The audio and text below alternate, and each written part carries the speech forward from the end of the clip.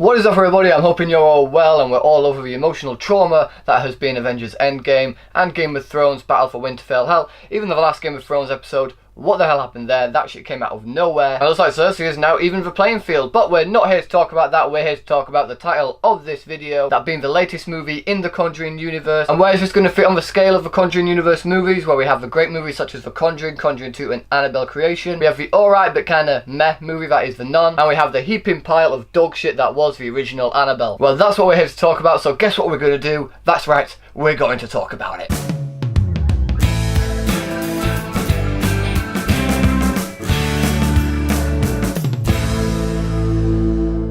The Curse of La Llorona. I literally have no idea how to pronounce that title. I'm hoping I'm pronouncing it right. I'm pretty sure it's La Llorona. I could be wrong, but I'll stick with that. So The Curse for La Llorona, pretty sure I've already pronounced it wrong again, but we're going to gloss over that and continue. Stars Linda Cardellini as a mother who also works in the social health care service towards families. And when the family that she's working with start acting very strangely, she goes there to find out what's going on. And in doing so unleashes the curse of La Llorona, who then starts going after her children. So she must now do everything in her power to stop La Llorona before she claims her children as her next victims. And when it comes to the Conjuring Universe, they do have some good movies under their belt and a few meh ones here and there, but because the good movies do outweigh the bad, I'm always intrigued. Plus I do really love horror movies, so I was very intrigued to see this film. The actual Curse of La Llorona is actually a very interesting curse. I've read up about it before. It's from a Mexican folktale or ghost story, whatever you want to call it. And personally, if I'm being honest, I feel this movie would have been a lot better had it taken place in Mexico, had it taken place in the origin of the original story. But because it didn't take place there, and it did in fact take place in Los Angeles, I'm going to have to focus on that part of it, and the family that it focuses around. And granted, Linda Cardellini is fantastic in this movie, she gets a fantastic performance. I really felt for her character, I really bought into the intensity when it came to the curse coming after her children. I could generally see the fear on her face when she thought she was going to lose her children forever to this curse. And even her children in this movie were really good. There are a lot of times in horror movies where the children can be the downfall of a movie. The other two kids in this movie did a really good job as well. I really enjoyed their performances, I really enjoyed their characters, I got behind them, I felt for them. They weren't too over the top, and the subtle looks that they gave did send chills down your spine every now and then. But other than that, the actual horror elements in this movie,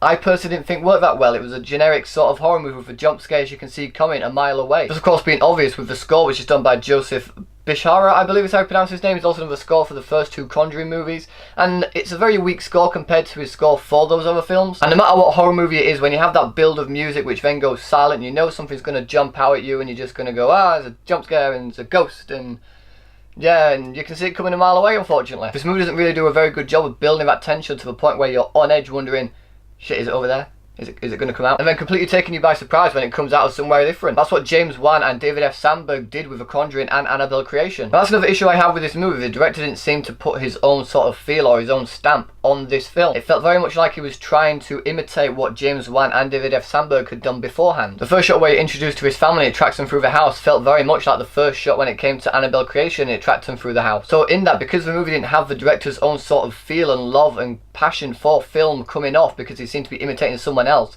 it made me less interested in the movie. Granted, the shots in the movie aren't bad or anything like that, but they're pretty generic shots for a horror film. The way the camera sets it up by having a character this side of a frame and leaving this completely empty, you know something's going to appear back there. The music builds, when it goes silent, the characters look around a bit confused, and then all of a sudden, boom, jump scare, and that's it. The rest of the characters in this movie I also thought were a little bit bland and didn't really care too much about. And Raymond Cruz plays the priest, I believe. That helps them out when it comes to trying to get rid of this curse. And he was fine in the movie, I guess, but he had a lot of comedic moments that I didn't really feel fit the tone of the film. Now, if you have moments of comedy throughout the entire runtime of the movie, then it kind of makes sense when you get to the more serious parts that there's still a little bit here and there. But because there hadn't really been any hints towards any sort of comedy beforehand, but when all this shit's going down and La Llorona is actually going after her children to the point where it's getting very intense, that's when the priest started throwing out some one-liners, and I just thought it didn't really fit, and I didn't really find any of it funny. There were two chuckles that I had in the movie, and both of those came honestly from the kids. But because that random comedic tone came out of nowhere, it took me out of the film a little bit, especially when it's supposed to be a very intense moment. You're really supposed to feel scared for these characters, and someone just pops a joke like that and it just takes away from all the tension that you're trying to build up. And in doing that, the entire final act of this movie just came crashing down because of it. And as I said, this movie does also take place in the Conjuring Universe, so of course they had to tie it into the Conjuring Universe somehow, and they do that in a very small way, but I feel like they could have done it in a much more subtle way as well. well. I won't say how it ties into the universe just in case you guys do want to go out there and see it, but there's a character in this film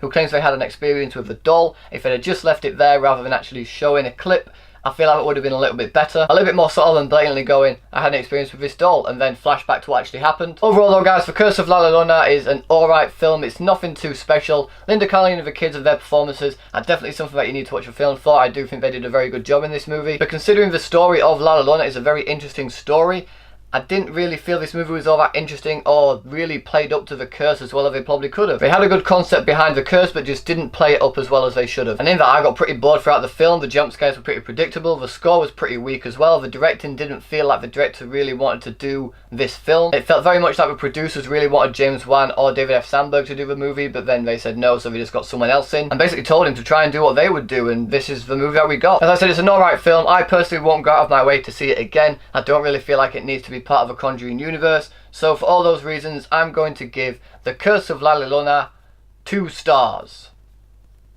So, The Curse of La Llorona, I'm pretty sure I'm going to have like 20 different pronunciations for that name in this review. Have you guys seen it yet? What did you think about it? Whatever you thought, let me know in the comment section below. Thanks so much for watching guys. If you like this video, please give it a thumbs up, share it with your friends, and if you want to see more videos just like this one, then subscribe to my channel for more. Thanks again for watching. You guys are awesome, and I will see you all in the next video.